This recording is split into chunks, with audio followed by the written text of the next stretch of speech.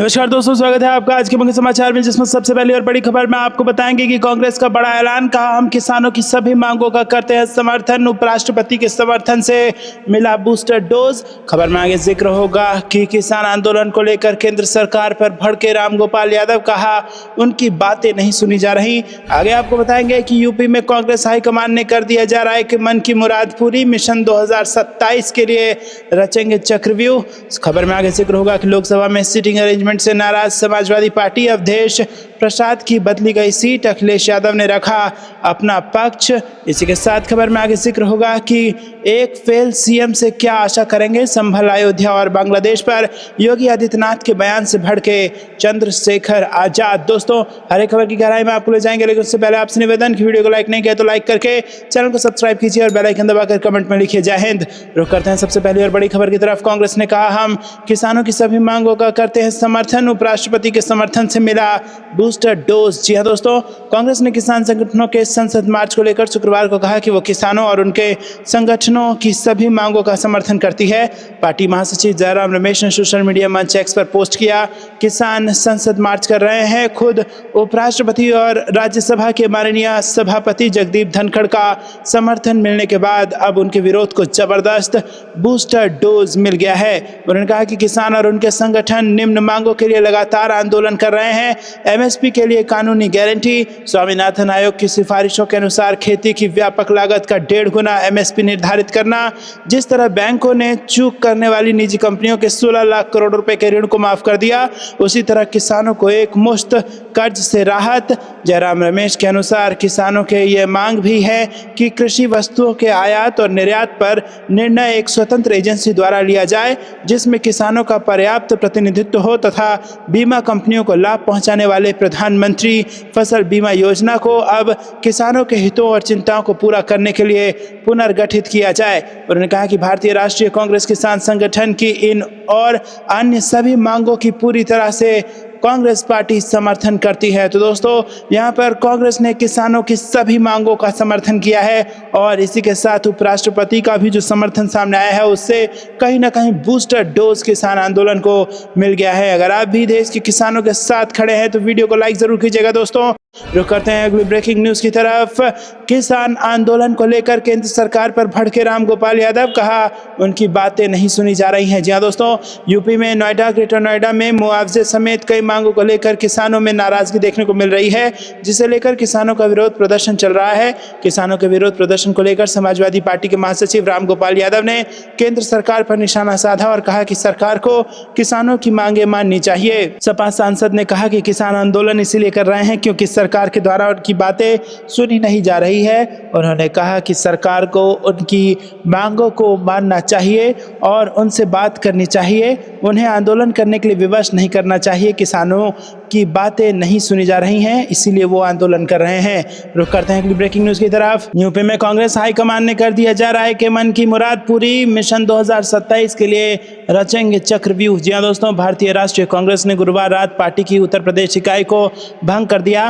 Party महासचिव और सांसद के.सी. वेणुगोपाल द्वारा हस्ताक्षरित एक प्रेस विज्ञप्ति में जानकारी दी गई है कि कांग्रेस अध्यक्ष ने उत्तर प्रदेश कांग्रेस कमेटी के प्रदेश कमेटी, जिला, शहर एवं ब्लॉक कमेटी को तत्काल प्रभाव से भंग करने के प्रस्ताव को स्वीकृति प्रदान की है। कांग्रेस हाईकमान के इस निर्णय को साल 2027 के विधानसभा चुनाव से पहले पार्टी की ओवरहॉलिंग से जोड़कर देखा जा रहा है। जयराम ने साल 2023 के अगस्त में यूपी कांग्रेस के अध्यक्ष का पद संभाला था। कमान संभालने के बाद से वो लगातार पूरी नई कार्यकारिणी की मांग कर रहे थे। हालांकि साल 2024 के लोकसभा चुनाव के मद्देनजर पूरी कमेटी की ओवरहॉलिंग नहीं हो पाई थी। अब 2024 के नतीजे सबके सामने हैं और कांग्रेस का वर्ष 2027 से यूपी चुनाव के लिए नए सिरे से अपनी बिसात बिछानी है। रुक करते हैं अगली ब्रेकिंग न्यूज की तरफ। लोकसभा में सीटिंग अरेंजमेंट से नाराज सपा, अवधेश प्रसाद की बदली गई सीट, अखिलेश यादव ने रखा अपना पक्ष। जी हां दोस्तों, संसद के शीतकालीन सत्र में लोकसभा की सीटिंग अरेंजमेंट को बदल दिया गया है, जिसे लेकर सियासत देखने को मिल रही है। सीटिंग अरेंजमेंट को लेकर सबसे ज्यादा चर्चा में फैजाबाद लोकसभा सीट से सांसद अवधेश प्रसाद हैं, उनकी भी सीट बदली गई है। पहले वो सदन की पहली पंक्ति में लोकसभा नेता प्रतिपक्ष राहुल गांधी और सपा प्रमुख अखिलेश यादव के साथ बैठते थे, लेकिन अब उनकी सीट पीछे कर दी गई है। ऐसे में अब अवधेश प्रसाद अखिलेश यादव के साथ बैठ नहीं पाएंगे, जिसे लेकर सपा नाराज है। इस बीच सीट बदलाव होने के चलते बढ़ते समाजवादी पार्टी के मुखिया अखिलेश यादव की प्रतिक्रिया सामने आई है। उन्होंने कहा कि जो भी सीटें बांटते हैं उन्हें इस बात का ध्यान रखना चाहिए। अखिलेश यादव ने यूपी तक यूट्यूब चैनल को दिए इंटरव्यू में कांग्रेस के साथ हुई नाराजगी से इनकार किया। अखिलेश यादव ने कहा कि मैं कांग्रेस से इस बात पर नाराज नहीं हूं, लेकिन जो भी सीटों का डिस्ट्रीब्यूशन करते हैं उन्हें यह भी याद रखना चाहिए कि भारतीय जनता पार्टी हर स्तर पर हमारे गठबंधन को लड़ाने की कोशिश करेगी। सपा नेता ने कहा कि बीजेपी नहीं चाहती है कि इंडिया गठबंधन के लोग एकजुट हों, इसीलिए कम से कम इंडिया गठबंधन के लोगों को सिटिंग अरेंजमेंट कैसा होना है ये देखना चाहिए, लेकिन ये कोई बहुत बड़ा मुद्दा नहीं है, ये ऐसा विषय है जिसे हम कभी भी सॉल्व कर लेंगे। रुक करते हैं कि ब्रेकिंग न्यूज़ की तरफ। एक फेल सीएम से क्या आशा करेंगे? संभल, अयोध्या और बांग्लादेश पर योगी आदित्यनाथ के बयान से भड़के चंद्रशेखर आजाद। जी हाँ दोस्तों, उत्तर प्रदेश के मुख्यमंत्री योगी आदित्यनाथ ने गुरुवार को बांग्लादेश के हालातों पर कहा कि अयोध्या और संभल में मुगल शासक बाबर की सेना ने जो किया और आज जो बांग्लादेश में हो रहा है उसका डीएनए एक ही है। सीएम योगी के इस बयान की आजाद समाज पार्टी काशीराम के मुखिया और सांसद चंद्रशेखर आजाद ने निंदा की और कहा कि वो एक फेल मुख्यमंत्री हैं और इसीलिए उनसे ज़्यादा आशा नहीं कर सकते हैं। दोस्तों, बात करते हुए चंद्रशेखर आजाद ने कहा कि मुख्यमंत्री के पद पर रहते हुए योगी आदित्यनाथ को ऐसे बयान नहीं देने चाहिए जिनसे कानून व्यवस्था खराब हो। उन्हें अपने पद की गरिमा को बनाए रखना चाहिए। चंद्रशेखर आजाद ने कहा कि सीएम को ऐसे शब्दों का इस्तेमाल करना चाहिए जो लोगों में विश्वास पैदा करे, ना कि लॉ एंड ऑर्डर को बिगाड़े। तो करते हैं ब्रेकिंग न्यूज़ की तरफ। तेजस्वी यादव का बयान, बोले सरकार बनी तो 1500 रुपये देंगे पेंशन। सीएम नीतीश कुमार को बताया पूरी तरह बेकार। जी हाँ दोस्तों, आपको बता दें कि कार्यकर्ता दर्शन व सांसद कार्यक्रम के तहत बिहार के पूर्व मुख्यमंत्री और प्रतिपक्ष के नेता तेजस्वी यादव बेगूसराय पहुंचे, जहां जनसभा को संबोधित करते हुए उन्होंने मुख्यमंत्री नीतीश कुमार और केंद्रीय मंत्री गिरिराज सिंह पर तीखा हमला बोला। तेजस्वी ने नीतीश कुमार को पूरी तरह बेकार करार देते हुए कहा कि अब उनका शासन प्रशासन पर कोई नियंत्रण नहीं है। उन्होंने आरोप लगाया कि विधानसभा और विधान परिषद में भी मुख्यमंत्री संवाद करने से बचते हैं, जो उनके कमजोर नेतृत्व को दर्शाता है। तेजस्वी यादव ने कहा कि अगर उनकी सरकार बनती है तो सामाजिक सुरक्षा पेंशन योजना को 400 से बढ़ाकर 1500 रुपये किया जाएगा। साथ ही उन्होंने बिहार वासियों को 200 यूनिट तक मुफ्त बिजली देने का वादा किया। उन्होंने जोर देकर कहा कि विपक्ष में रहते हुए भी आरजेडी बिहार में 200 यूनिट मुफ्त बिजली की मांग को लेकर संघर्ष करते रहेगी। रुक करते हैं अगली ब्रेकिंग न्यूज़ की तरफ, जहाँ पर आपको बता दें कि हमारा देश बहुत पुराना है, जमीन से कुछ न कुछ तो निकलेगा ही। धार्मिक स्थलों को लेकर लगातार हो रहे दावों को सचिन पायलट ने बताया गलत। जी हाँ दोस्तों, यहाँ पर उत्तर प्रदेश के संभल की जामा मस्जिद के विवाद के बीच अब अजमेर शरीफ दरगाह से जुड़ा मामला सामने आ गया है। हिंदू और मुस्लिम पक्ष के अपने अपने दावे हैं, लेकिन इस पर जमकर सियासत हो रही है। कांग्रेस विधायक राजस्थान के पूर्व उप मुख्यमंत्री सचिन पायलट का इस मामले में बड़ा बयान सामने आया है। उन्होंने दावों को गलत बताते हुए कहा कि हमारा देश बहुत पुराना है, यहाँ खोदो वहाँ खोदो, जमीन से कुछ न कुछ तो निकलेगा ही। राजस्थान की टोंक विधानसभा से विधायक सचिन पायलट 2 दिन पहले बुधवार को अपनी विधानसभा में आयोजित एक कार्यक्रम में शामिल होने के दौरान मीडिया से बात कर रहे थे। सचिन पायलट ने कहा कि यहाँ युवाओं को रोजगार नहीं मिल रहा है, वो नौकरी की तलाश कर रहे हैं, किसान एमएसपी की गारंटी मांग रहा है और कुछ लोग जमीन के नीचे खोजबीन कर रहे हैं। अरे हमारे देश बहुत पुराना है, यहाँ खोदो वहाँ खोदो, जमीन से कुछ ना कुछ तो ज़रूर निकलेगा। रुक करते हैं ब्रेकिंग न्यूज़ की तरफ। किसानों के दिल्ली कूच के बीच सरकार का बड़ा फैसला, हरियाणा के अंबाला में इंटरनेट सेवा किया बंद। जी हाँ दोस्तों, आपको बता दें कि किसान आंदोलन के चलते हरियाणा के अंबाला में 9 दिसंबर तक इंटरनेट बंद रहेगा। सरकार ने ये बड़ा फैसला हरियाणा में किसानों के आंदोलन और दिल्ली कूच को लेकर के उसके मद्देनजर लिया है। एक आदेश में कहा गया कि अंबाला में 6 दिसंबर से 9 दिसंबर तक इंटरनेट सेवा बंद कर दी गई है। यह आदेश हरियाणा सरकार की ओर से जारी किया गया है।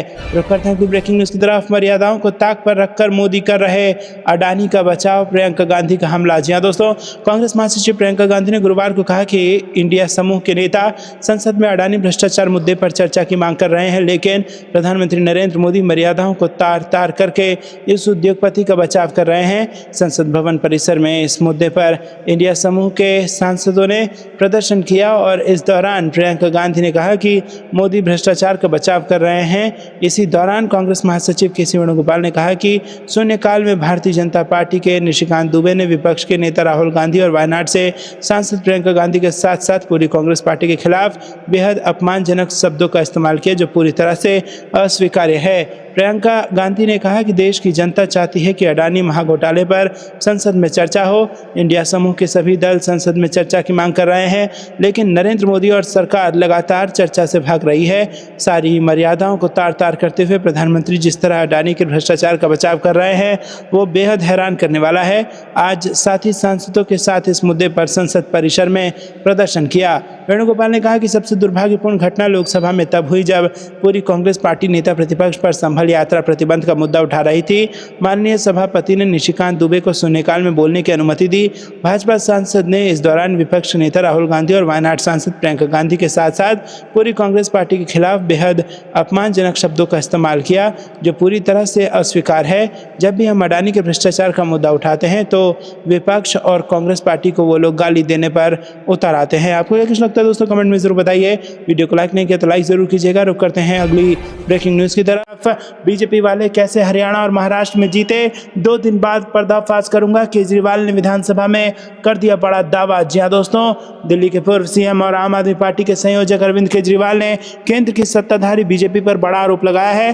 केजरीवाल ने बुधवार को दिल्ली विधानसभा में कहा कि वो 2 दिन में बीजेपी का भंडाफोड़ करेंगे। उन्होंने हरियाणा और महाराष्ट्र में बीजेपी की जीत पर भी सवाल उठाए। उन्होंने कहा कि बीजेपी ने कैसे हरियाणा महाराष्ट्र में जीत दर्ज की है, 2 दिन बाद पर्दाफाश करेंगे। केजरीवाल ने आगे ये भी दावा किया कि अगर दिल्ली में बीजेपी जीतती है तो पहली कैबिनेट मीटिंग में ही दिल्ली की बिजली कंपनियों को अडानी को सौंप दिया जाएगा। इससे दिल्ली वालों को बिजली इस्तेमाल करना मुश्किल हो जाएगा और पूरा वेतन बिजली बिल में चला जाएगा। दिल्ली विधानसभा के दौरान अरविंद केजरीवाल ने बीजेपी पर जमकर अटैक किया। उन्होंने कहा कि जब मैं मुख्यमंत्री था तब मुझ पर दिल्ली की बिजली कंपनियों को अडानी को सौंपने का दबाव बनाया गया था।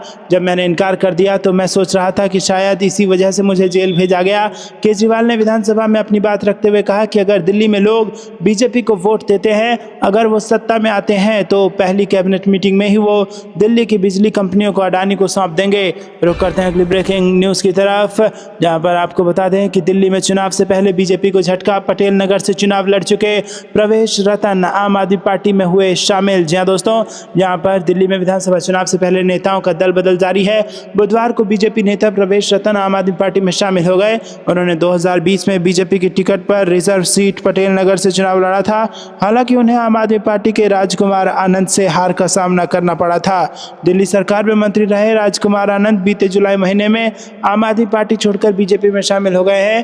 प्रवेश रतन जाटव समुदाय से आते हैं। उन्हें पार्टी मुख्यालय में वरिष्ठ नेताओं मनीष सिसोदिया और दुर्गेश पाठक की मौजूदगी में आम आदमी पार्टी में शामिल कराया गया। ऐसा माना जा रहा है कि आम आदमी पार्टी ने बीजेपी से अपना बदला ले लिया है। रुक करते हैं अगली ब्रेकिंग न्यूज़ की तरफ। काली जैकेट के साथ विपक्षी सांसद अडानी मामले पर संसद परिसर में किया प्रदर्शन। राहुल गांधी भी हुए इसमें शामिल। जहाँ दोस्तों, संसद की कार्रवाई पिछले 2 दिनों से सुचारू रूप से चलने के बाद गुरुवार को बाधित हो गई। दोनों सदनों में विपक्षी सांसदों ने अडानी मामले पर जमकर हंगामा किया। संसदीय कार्रवाई शुरू होने से पहले विपक्षी दलों के इंडिया गठबंधन के सांसद ने अडानी ग्रुप से जुड़े मसले पर संसद परिसर में विरोध प्रदर्शन किया। साथ ही उन्होंने मामले की जाँच के लिए संयुक्त संसदीय समिति के गठन की मांग भी दोहराई। संसद भवन के मकर द्वार से थोड़ी दूर पर विपक्षी सांसद एकत्र हुए और वहीं प्रदर्शन किया। विरोध प्रदर्शन में लोकसभा में नेता प्रतिपक्ष राहुल गांधी और पहली बार सांसद बनी कांग्रेस महासचिव प्रियंका गांधी भी शामिल हुई। प्रदर्शन के दौरान कांग्रेस, राष्ट्रीय जनता दल और कुछ अन्य दलों के सांसदों ने प्रधानमंत्री नरेंद्र मोदी के खिलाफ नारे लगाए और जवाबदेही तय करने जाने की मांग की। प्रियंका गांधी ने लंबी सी काली जैकेट पहन रखी थी, लेकिन अन्य सांसदों की जैकेट पर मोदी अडानी एक है लिखा हुआ था। सांसद प्रधानमंत्री को सदन में आने की मांग कर रहे थे, साथ ही अडानी मसले पर जवाब देने की मांग कर रहे थे। हालांकि इस प्रदर्शन में ममता बनर्जी की पार्टी टीएमसी और समाजवादी पार्टी शामिल नहीं हुई। रुक करते हैं अगली ब्रेकिंग न्यूज़ की तरफ। डीएनए वाले बयान पर भड़के अखिलेश यादव, मुख्यमंत्री योगी को दी बड़ी चुनौती। जी हां दोस्तों, यहाँ पर उत्तर प्रदेश स्थित अयोध्या में गुरुवार को मुख्यमंत्री योगी आदित्यनाथ ने संभल की हिंसा का जिक्र करते हुए डीएनए की बात कही। उनके इस बयान पर सियासी हंगामा मचा हुआ है। सीएम के इस बयान पर चहुओर सियासी बयानों का दौर जारी है। इसी क्रम में समाजवादी पार्टी के राष्ट्रीय अध्यक्ष अखिलेश यादव ने प्रतिक्रिया दी है। सपा सांसद ने सीएम को अपना डीएनए टेस्ट कराने की चुनौती भी दी।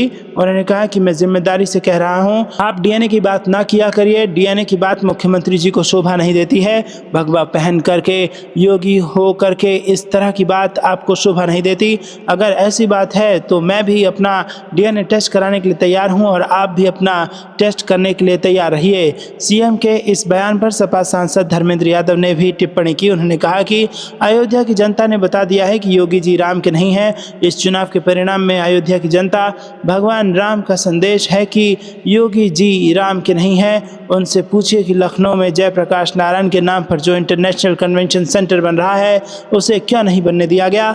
8 साल में वो काम पूरा नहीं हुआ। जिन लोगों ने जयप्रकाश नारायण की जयंती पर उनकी प्रतिमा पर लोग माल्यार्पण ना कर सके, इसके लिए पूरी फोर्स लगाने वाले लोग समाजवादी महापुरुषों के बारे में कब से बात करने लगे। रुक करते हैं अगली ब्रेकिंग न्यूज़ की तरफ। शिक्षा बजट में कटौती, आरक्षण, पेपर लीक जैसे मुद्दों के खिलाफ सड़कों पर एनएसयूआई कार्यकर्ता पुलिस ने हिरासत में लिया। जी हाँ दोस्तों, भारतीय राष्ट्रीय छात्र संघ ने नई दिल्ली के जंतर मंतर पर छात्रों के लिए न्याय और शिक्षा प्रणाली को प्रभावित करने वाले महत्वपूर्ण मुद्दों को संबोधित करने की मांग को लेकर विरोध प्रदर्शन किया। इस दौरान पुलिस से प्रदर्शनकारियों की झड़प भी हुई। प्रदर्शन कर रहे छात्रों की पुलिस ने हिरासत में ले लिया और ये प्रदर्शन एनएसयूआई अध्यक्ष वरुण चौधरी के नेतृत्व में किया गया। आपको बता दें दोस्तों कि कांग्रेस ने केंद्र पर हमला बोलते हुए कहा कि मोदी सरकार में छात्रों के साथ लगातार अन्याय हो रहा है। शिक्षा बजट में कटौती, ना के बराबर भर्तियां, आरक्षण के नाम पर धोखा, पेपर लीक और परीक्षा घोटाले से युवाओं का जीवन तबाह हो रहा है। कांग्रेस ने कहा कि दिल्ली स्थित जंतर मंतर पर एनएसयूआई ने अध्यक्ष वरुण चौधरी के नेतृत्व में मोदी सरकार की छात्र विरोधी नीतियों और नीयत का पुरजोर विरोध किया। रुक करते हैं अगली ब्रेकिंग न्यूज़ की तरफ। बीजेपी के बाजुओं में दम नहीं जो कांग्रेस सरकार गिरा दे, भाजपा को सत्ता से दूर होने का दर्द नहीं हो रहा बर्दाश्त। जी हाँ दोस्तों, हिमाचल प्रदेश की सुखविंदर सिंह सुक्खू सरकार 11 दिसंबर को बिलासपुर में 2 साल पूरा होने का समारोह आयोजित करने जा रही है। इसको लेकर बीजेपी सुक्खू सरकार पर लगातार निशाना साध रही है, जिस पर अब डिप्टी सीएम मुकेश अग्निहोत्री ने पलटवार किया है। अग्निहोत्री ने कहा है कि भाजपा पहले भी सरकार गिराने का प्रयास भाजपा ने किया था, लेकिन उपचुनाव में कांग्रेस के विधायकों की संख्या फिर से 40 हो गई। इसके बाद अगर भाजपा फिर से सरकार को गिराने का दोबारा प्रयास करेगी तो प्रदेश में कांग्रेस के विधायकों की संख्या 40 से बढ़कर 45 हो जाएगी और कांग्रेस सरकार के 2 साल के कार्यक्रम को लेकर भाजपा लोगों के बीच में झूठ फैला रही है। मुकेश अग्निहोत्री ने कहा कि कांग्रेस सरकार ने 2 साल से कम के कार्यकाल में ही 5 गारंटियों को पूरा कर लिया है। भाजपा इसे पचा नहीं पा रही है, इसलिए भाजपा 2 सालों से कांग्रेस सरकार को गिराने की साजिश रच रही है। सरकार को गिराने के षड्यंत्र में विफल रहने के बाद अब भाजपा आर्थिक मोर्चे पर सरकार को नुकसान पहुंचाने का काम कर रही है। डिप्टी सीएम ने कहा कि प्रदेश भाजपा के नेता लगातार दिल्ली जाकर हिमाचल को मिलने वाले बजट को रोकने का काम कर रहे हैं। रुक करते हैं अगली ब्रेकिंग न्यूज़ की तरफ। 2014 से ही नेहरू की आलोचना से चल रहा शासन, जयराम रमेश का मोदी सरकार पर हमला, गिनाई कई घटनाएं। जी हाँ दोस्तों, कांग्रेस के वरिष्ठ नेता जयराम रमेश ने जवाहरलाल नेहरू की आलोचना को लेकर मोदी सरकार को निशाने पर लिया। जयराम रमेश ने कहा कि नेहरू के आलोचक और प्रशंसक दोनों ही उनके प्रभाव में हैं। उन्होंने कहा कि 2014 के बाद से कहानी ये है कि देश के पहले प्रधानमंत्री की अधिकतम आलोचना के माध्यम से शासन चल रहा है। कांग्रेस महासचिव ने लेखक आदित्य मुखर्जी की किताब नेहरूज इंडिया के विमोचन के अवसर पर कहा कि पुस्तक की सबसे बड़ी सीख ये है कि न केवल भारत के विचार की रक्षा की जानी चाहिए बल्कि नेहरू के विचार की भी रक्षा की जानी चाहिए। राज्यसभा सदस्य रमेश ने कहा कि इसकी पुरानी और नए आलोचकों से रक्षा की जानी चाहिए और इसे बदलते भारत के लिए पुनर्व्याख्यायित किया जाना चाहिए।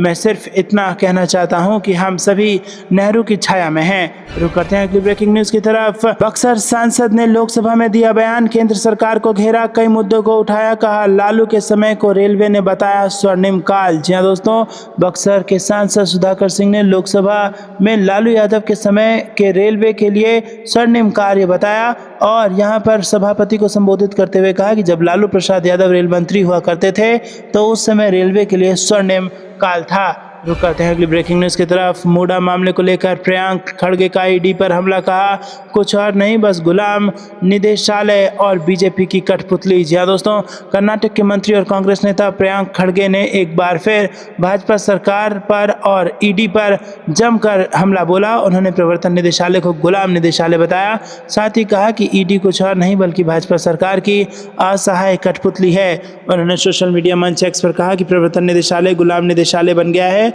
वो और कुछ नहीं बल्कि भाजपा सरकार की असहाय और लाचार कठपुतली है।